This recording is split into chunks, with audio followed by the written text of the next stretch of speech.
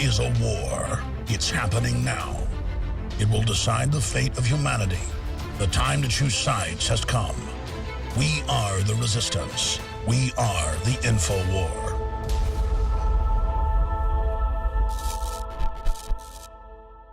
Welcome to the InfoWars Nightly News. I'm David Knight. It's Monday, October 13th, 2014. Here are our top stories. Tonight, secret weapons, fake badges, and the Pentagon. Then, protective clothing fails to save the latest Ebola victim. And the Clintons' attempt to register militias like sex offenders. That's next on the InfoWars Nightly News. Bill Clinton, admittedly, I saw the numbers a few months ago, more than half the tens of millions he raises a year with his charity goes for his fleet of private jets. Well, of course, yesterday we learned that now we have a second Ebola patient in the United States. The first time it's been transmitted within the United States. And this was to a healthcare worker who was wearing protective clothing. She was wearing a full protective gown, gloves, and face shields as she cared for Mr. Duncan. Now, the Chief Clinical Officer, Dr. David Vargas, said this individual was following full CDC guidelines. We're very concerned. We're all concerned. The first response from the CDC appeared to throw blame on the staff there, saying they didn't believe that protocols had been followed. And of course, we've seen this in Spain as well, but this is what American nurses had to say. When the nurses become infected, they are blamed for not following the protocols. That is not going to work. And of course, as it spread in Spain, they criticized healthcare workers, threw them under the bus, but they weren't having any of it. They threw their surgical gloves at the health officials who were criticizing them. Now, take a look at the local healthcare official, Judge Jenkins, who's really in charge of the response there in Dallas. Look at the difference and where he was about a week or so ago as he addressed people and told them about how he had gone into the apartment, he stayed with the people, he transported them, and he was at a press conference wearing the same shirt. Here's that clip from a week ago.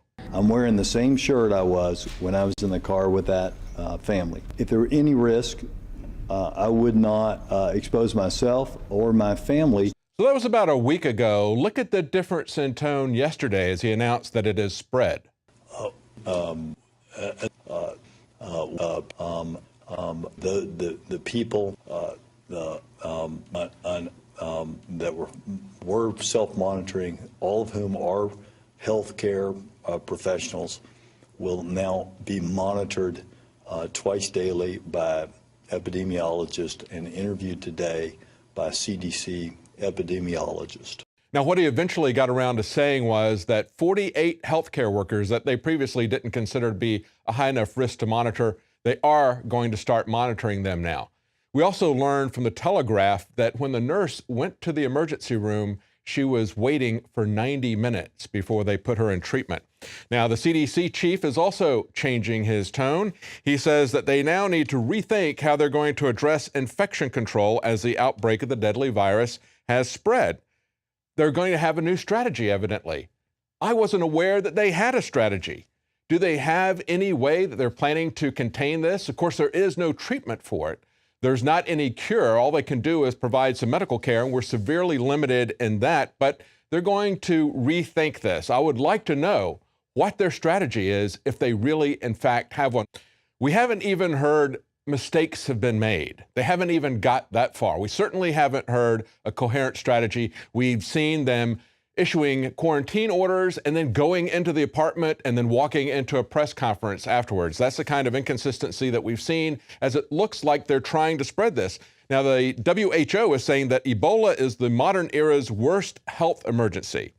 They say that economic disruptions can be curbed if people are adequately informed to prevent irrational moves to dodge infection. That's right. We don't want you trying to do anything that's going to harm the economy in order to save yourself from catching Ebola. See, their priorities are really the economy. It's really keeping continuity of government. They don't really care if the public comes down with a massive pandemic because, of course, population control has always been a goal.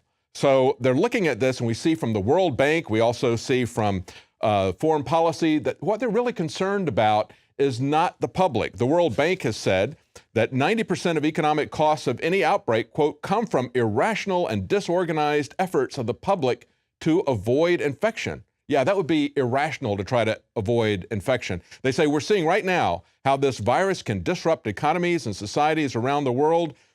Adequately educating the public, they say, was a good defense strategy and would allow governments to prevent economic disruptions. Well, they're not really trying to educate the public. They're basically giving us happy face news, a Pollyanna version of the Ebola outbreak. Take a look at what's happened just today. We had a flight come in today from the Emirates that has been quarantined at the Boston airport, Logan Airport. Apparently, 5 passengers on board on a flight from Dubai were experiencing flu-like symptoms. Crews are on the ground responding to the situation. And those passengers, however, were not in West Africa. Still, we have at least one emergency responder in hazmat gear that has boarded the flight. Now, it's important to remember, as it looks like maybe they're exercising more caution than is necessary, it's a good thing to try to quarantine people to stop this from getting out of control. I would rather see them err on the side of caution. We should remember that Ebola truly is an airborne virus. As Stefan Molyneux pointed out this weekend, it's airborne in airplanes. That's the way it was brought to Nigeria, and we should take a look at the Nigerian example to see how they got that under control. In this report from the LA Times on September 30th, they say that if no new cases occurred in Nigeria within 42 days, the outbreak would be over. That has been hit now. And so what they're saying is it's important for all countries to be vigilant because there's, quote, still ongoing transmission in the heavily affected countries, even after they don't see any new cases for 42 days. And of course, we've learned in the past that they're telling people not to have any sexual contact for up to 3 months. That's the CDC's figures. I've seen it ranging anywhere from 7 weeks to 7 months that they report that people are still shedding the virus in urine and sexual fluids. So they were very careful, however, in Nigeria. Look at this report from Euro Surveillance, where they looked at how the Nigerian government got control of this. They say that all 20 cases stemmed from a single importation from a traveler returning from Liberia on the 20th of July this year. Now, of course, that was by airplane. They say he flew from Liberia to Lagos, Nigeria in a commercial airplane with a stopover in Togo. The case became symptomatic while flying, and he collapsed at the Lagos airport upon landing, which prompted him to seek medical attention and led to a number of people being exposed to Ebola. But now, this is the point. A total of 898 contacts were subsequently linked to this index case, including 351 primary and secondary contacts and 547 tertiary and higher order contacts. You understand? They quarantined 898 people because of this one person on a plane who collapsed. They still had 20 people come down with Ebola. What have we done in the United States? We've been days without doing anything in Dallas, and we've already seen one other person contract the virus. And taking us out to break, Joe Biggs is at the border looking at what's being done there to protect us from an outbreak of Ebola. I'm Joe Biggs with NoWorldOrder.com on the Rio Grande River in McAllen, Texas. Now, we're at a point where we know that everything the CDC's been saying up until this point has been a complete and total lie, a joke. They tell you that there's nothing to worry about. Meanwhile, the nurse who was taking care of Thomas Eric Duncan, who died from Ebola, has now contracted the disease herself. Meanwhile, she was wearing the proper protective equipment to keep the virus out of here. So that leaves a couple things up in the air. Was there a breach of protocol, like the CDC is saying, that she missed a few steps when she took off her gear and got it that way? Or has it gone airborne? There's been many articles and doctors who have been working on the Ebola virus for 10 years or more. And they're saying that they think that the virus has began to go airborne. But we've told you time and time again that a place like this, there's been reports that it's so easy, and we've shown you that it's so easy for other than Mexicans, people like that from Liberia, to go into South America and travel up into our country and bring the virus into the U.S. Now we have the general of Southcom coming out and saying that, yes, he took a trip down to Costa Rica, went to an embassy, spoke to someone there, and they said they had ran across 2 gentlemen from Liberia who said they were on their way to New York. Now, it doesn't take 21 days to get to New York, so it's pretty easy to say, or safe to say, that they could come into our country, get by the Border Patrol, and then start showing signs and symptoms of the Ebola virus and then go to a hospital. And meanwhile, it would be hard to do a contact tracing on the amount of people they've been in contact with while sneaking through these countries, because there's no way to follow that back. You know, that would be very hard, and that's the scary part. He says if Ebola breaks out in Central America, it would completely sweep all those countries, completely just taking it over, and it would just be a deathbed of Ebola in that whole area. And then what's going to happen? We have really good doctors. We have top-notch health facilities. What's everybody going to do? They're going to want to try to get into America like they've been doing, like Thomas Eric Duncan did. What did he do? He lied. He made it through the airport and got into our country and has brought it here. Our country keeps saying there's nothing to worry about, but I'm telling you right now, it's something to definitely worry about. You know, I've been out here many times, and today I've never seen as much security as I have on the border since I've been out here for the past few months. There's been 3 helicopters already in the past hour fly overhead. There's multiple police and border patrol vehicles everywhere. 4-wheelers, Army, Air Force. What do they know? What aren't they telling the American people? The CDC keeps saying that there's nothing to worry about, but meanwhile, we've seen so far that they are not in control. They don't know what to do with this. They're not being professional. They're not telling us the truth about what's going on. And their ego is so big that people are slipping up. They're not passing down the information about how to protect people to the lower tier people, to the EMT guy, to the ambulance driver, things like that. So what's going on? Is this a huge legitimate threat? Are we going to die of Ebola? Or is this another false flag? Is this an attempt to scare Americans into wanting to take these vaccinations that Big Pharma is pushing, to go get the flu shot that you normally wouldn't take or you'd be scared to take because you know of all the bad things that are in the shot? The mercury, the metals, things like that that should not be in your body, things that most of the time people have very large allergic reactions to. The times that I've taken that stuff, it makes me very sick. So what is going on here? What are they telling us? What aren't they telling us? So you got to stay informed and stay up to date. Continue to go on NoWorldOrder.com. Listen to Alex Jones, and then don't even listen to us. Take the information we give you. Take the disinformation that the Center for Disease and Confusion is saying. Watch Fox News and all that, and compare. Go do your own research. Stop being lazy. Don't let us tell you what's going on. Listen to what we have to say because we're out here on the front lines bringing you information. But take that. Do your own research. Come up with it. Come up with your own idea of what you think's going on. And let us know on the videos in the comments. Is this something that you're really scared about? I know a lot of people that I've talked to thus far, I would say it's about 50-50. You know, some people saying that, yeah, this is a legitimate threat. I'm kind of scared about it. Most people I've talked to, it's parents who say they're more worried about their kids than anything. They're scared because the lack of security, the lack of the information being passed on to the doctors at schools and at small medical facilities. So it's a big thing to worry about. So don't get scared. Don't go crazy out of your mind, but just be informed. There's nothing wrong with that. Listen to what has to be said and try to make your own decision and protect yourself and your family, because that's all that matters at the end of the day. I'm Joe Biggs with Infowars.com.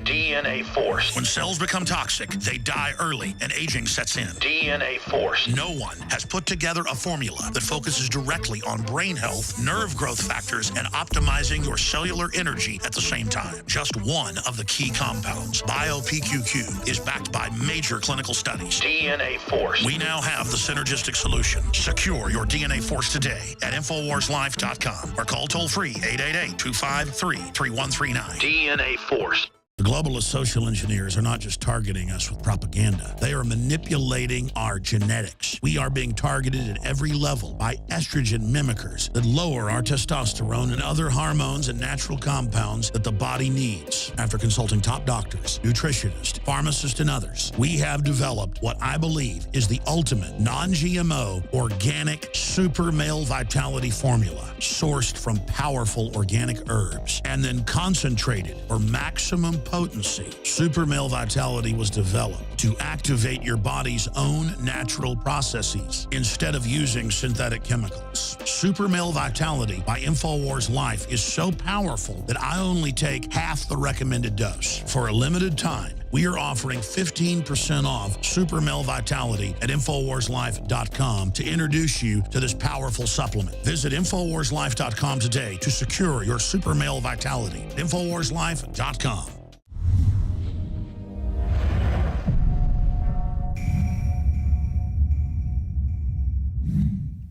Did Chris Brown just endorse Endgame? Earlier today, the R&B singer tweeted out his thoughts on the current Ebola pandemic, calling it a form of population control.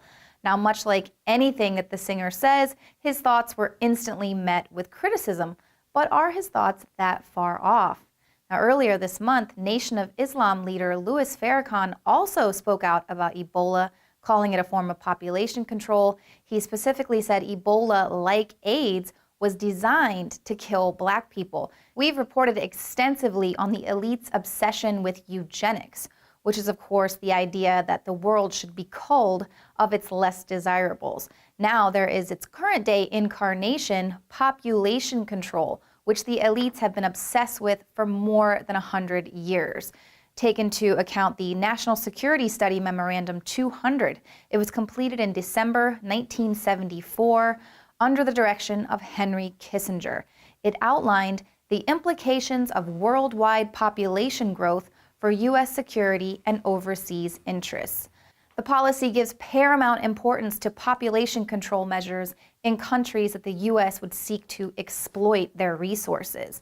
And in 2006, Dr. Eric Pianka, a biologist based at the University of Texas in Austin, advocated the need to exterminate 90% of the world's population through the airborne Ebola virus. And we cover all of this, eugenics and these race-specific population control measures, extensively in our documentary, Endgame. In the draft copy of the United Nations Global Biodiversity Assessment, it states very clearly that we must reduce the human population from its current level of about 6 billion people down to about 1 billion people.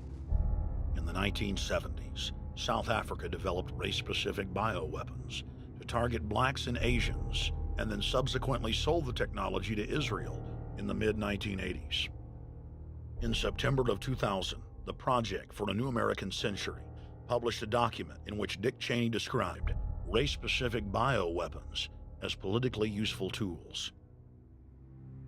And somebody mentioned, well, why would they want to reduce the human population when that means less money for them?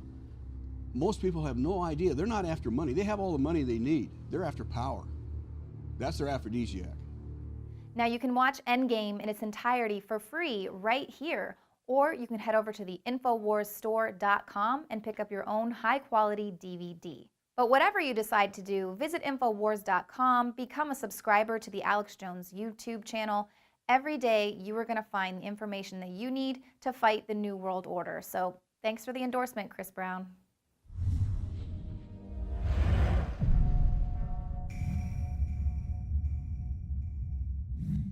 I began to get into iodine a few years ago because it was helping me and my family so much get healthy and detoxify. I believe our research is conclusive. This is the best iodine out there. And I know this for a fact. Nobody else has got iodine based on these pure crystals, ladies and gentlemen. For a limited time, experience the ancient power of Survival Shield X2. Take advantage of this unprecedented 30% off Super Detox Special at InfoWarsLife.com.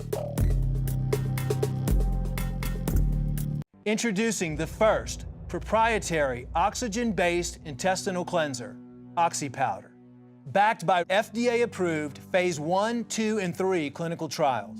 All the toxins from the air, the food, the water, ultimately ends up in the gut or affects the gut. Take your health into your own hands and start cleansing your body today with OxyPowder. Secure your OxyPowder today at InfoWarsLife.com. That's InfoWarsLife.com. Does anyone in the federal government really understand what their mission is? We see today that the Pentagon has unveiled plans for dealing with climate change. Yes, that's their priority, climate change. Defense Secretary Chuck Hagel addressed the Conference of Defense Ministers of the Americas today with a comprehensive plan on how the U.S. military will address the effects of climate change. Listen, the hockey stick that Michael Mann created, that Al Gore's used in his documentaries, is not happening. The rise in CO2 has not been accompanied by a rise in global temperatures. They've gone down. Yet they're still jousting at that windmill. They're still trying to pretend that that's something that's real. We have a real hockey stick emergency, and that's the Ebola outbreak. Yet the military is not the right tool to use there either. Except that when you see that the only tool that you've got is a hammer, everything looks like a nail. We've gone from a situation where every problem in society needs to be addressed by the federal government to a situation where every problem in society needs to be addressed by the military or a militarized police. We got a drug problem? Throw brute force at it. And that's what they're doing now. Now, when we don't understand what the mission is, when we see that back in 2010, for example, remember in 2010, July 2010, we had the head of NASA under Obama saying that his mission was to reach out to Muslims. And so now we see the U.S. military fighting Ebola, fighting climate change, and of course, involved in many wars throughout the world. Wars that in many cases are perhaps started by false flags. Have we seen the uncovering of the planning of a false flag in a trial that's going on right now? The Washington Post reports that in a probe of silencers, it leads to a web of Pentagon secrets. They say a criminal investigation has exposed a secret weapons program that was entwined with allegations of a sweetheart contract, fake badges, and trails of destroyed evidence. Now, this is a civilian naval intelligence officer who conspired to manufacture untraceable batch of automatic rifle silencers or suppressors. He conspired with the brother of the directorate, a guy who is a mechanic, an auto mechanic in California, to make 349 suppressors.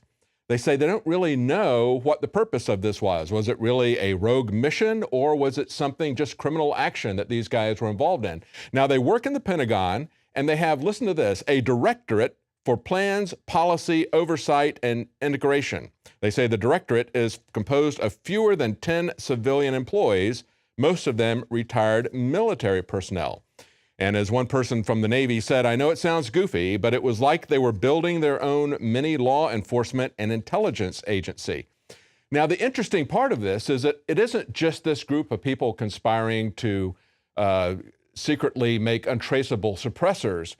In a pretrial hearing, a defense attorney for the auto mechanic accused the Navy of impeding the investigation by destroying a secret stash of automatic rifles that the silencers were designed to fit. See, the plot thickens. At this point, the Navy is destroying rifles that these silencers are going to be put on. And so they asked the question. Well, of course, the prosecutors there for the government immediately said, stop. This is top secret.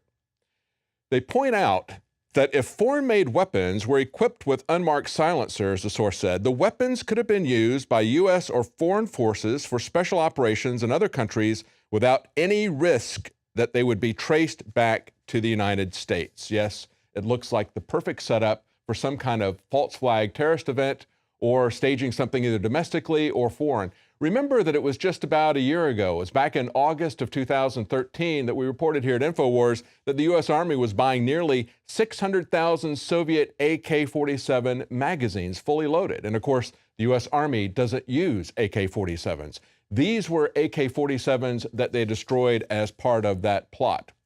Well, speaking of conspiracy theories and suppressors, let's talk about Dick Cheney. He's doing interviews, and he said in an interview with Bill Kristol, I think 9/11 will turn out to be not nearly as bad as the next mass casualty attack against the U.S., which, if and when it comes, will be something far deadlier than with airline tickets and box cutters. And Cheney also defended the so-called enhanced interrogation techniques, specifically waterboarding, as well as defending the NSA. And then Kristol ended the conversation by thanking Dick Cheney for his model public service. Amazing, absolutely amazing. Now, for the last month, police in Pennsylvania have been looking for someone who entered a police station, killed one police officer, and gravely wounded another. That's understandable. What is not understandable is the lengths that they have gone to. It's undeclared martial law, like we saw in Boston following the bombing there. And a couple of examples. I talk about one person who went out to pick up a pizza and didn't get home until 24 hours later. Another one lost a day's pay because he couldn't leave his home to go to work. The massive police manhunt for suspected cop killer Eric Frein has resulted in unannounced and indefinite roadblocks. A shelter-in-place directive prevented residents from leaving their houses for more than 24 hours at one point, and those who weren't already home could not return. Many people were left to sleep in their cars, and as another report says, they're spending $1.1 million per week to look for this cop killer, using up to 300 troopers. Now, they haven't gone crazy like the cops in LA shooting people that don't match any description to this man, but this is something that we should all be very concerned about, to see that they can enact something that's equivalent to martial law. As one lawyer said on his website, he said, just because their brethren was murdered, one of their brethren was murdered, does not give them a right to violate your rights. And that's exactly the point. Well, there was a massive document dump on Friday, a great time to put out something that you don't want people to pick up, especially when there's a lot of news about a pandemic breaking out. This one was about the Clinton White House. They say tens of thousands of pages of previously secret files detailing the inner workings of President Bill Clinton's White House as it struggled with then First Lady Hillary Clinton's high-profile failure on health care reform was released on Friday. This is from Politico. They say the papers show a White House that was unabashed in its desires to manipulate the media through selective leaks and carefully chosen interviews. Now, keep that in mind as we go over one aspect that was released on Friday. They're putting stuff out now that is going to support them with their base. And what we're learning is that they wanted to regulate militia groups.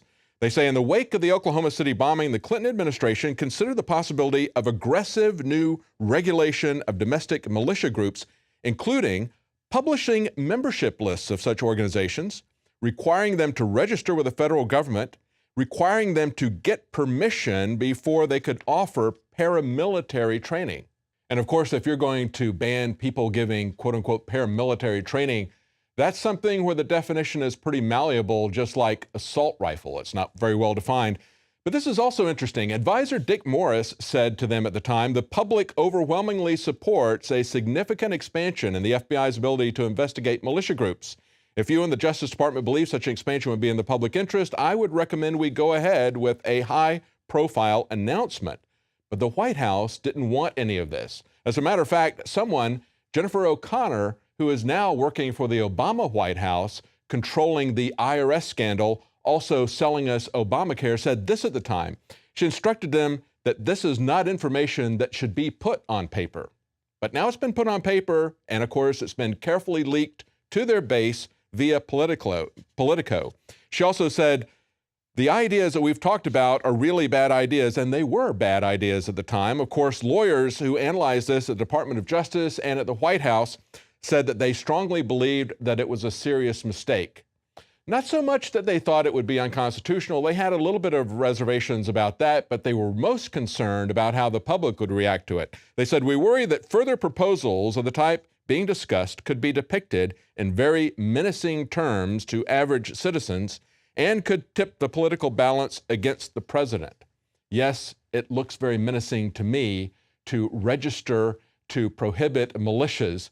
That was the main line of defense under the Constitution, not a permanent standing army. They were very concerned that we did not have a permanent standing army. They saw that as a threat to our liberties. It was a militia composed of armed citizens that was to be our line of defense.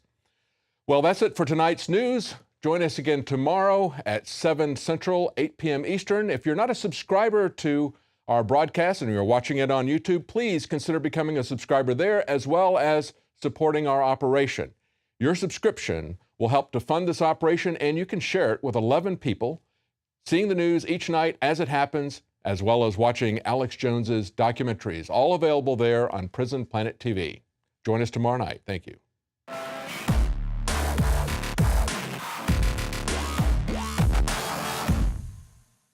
City of Austin tap water versus filtered City of Austin tap water. I can taste dirt in it. God knows what's in this. This has an aftertaste. Tastes like Austin water? Yeah, it does. Ugh. These people just sampled City of Austin tap water straight from the faucet. Next, we had them try a sample of tap water filtered through the ProPure G2.0 filtration system. High quality H2O. That one is better. Tastes like nothing. Yep, I know what good water tastes like. It's good water. Most tap water contains added substances like fluoride, chlorine, Monsanto's deadly pesticide, glyphosate, and many others. Studies prove that these substances are linked to an assortment of major health issues, including tooth decay, lowered IQ, and even cancer. It tastes like you're drinking out of the lake when you're drinking tap water. Yeah, it has that processed flavor to it. The ProPure G2.0 filtration system removes these deadly substances and many more, leaving only fresh-tasting, deliciously clean water. Okay, this is very tasty. It's good water. Refreshing. It's good. Go to InfoWarsStore.com today. Use promo code WATER and save 10% off your ProPure purchase. Again, that's InfoWarsStore.com or call 1-888-253-3139. You are watching the InfoWars Nightly News, which airs 7 p.m. Central at InfoWarsNews.com. Members can share their passcodes with up to 11 other people, and your support is helping us defend liberty worldwide.